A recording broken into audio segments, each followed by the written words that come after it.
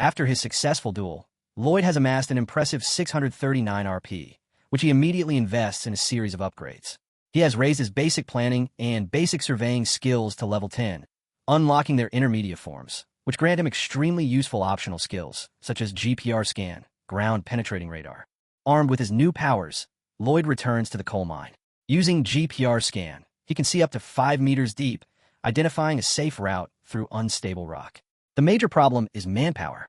Human workers would tire too quickly, and Padong, his heavy tool, is still recovering from the effort of building the road. The solution? A new summon.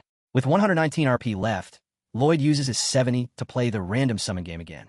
This time, a small pink worm-like creature with a bow on its head appears from the magic circle.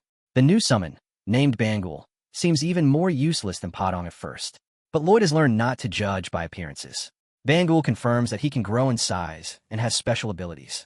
A few weeks later, the excavation project is in full swing, using an incredibly bizarre but effective method devised by Lloyd. Step 1.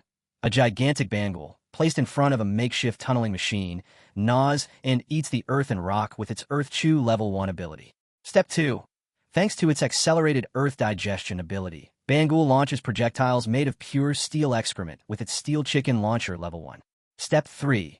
Javier, behind Bangul, uses his sword skills to cut these projectiles into uniform segments. Step 4. The blacksmiths use these segments to forge support beams for the tunnel. Step 5.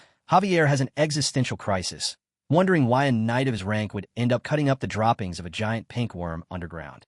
The process is exhausting and dangerous due to the lack of oxygen, but Lloyd, remembering the lazy bosses from his previous life, insists on staying on the site with his men. Using GPR scanning, he guides and motivates them, and eventually they reach the coal mine. But just as they prepare to widen the mine, the wall in front of them begins to crumble. Lloyd's GPR scan reveals a hole behind the wall that wasn't there before. From the crack, a swarm of monstrous ants, with red eyes and sharp pincers, pour out.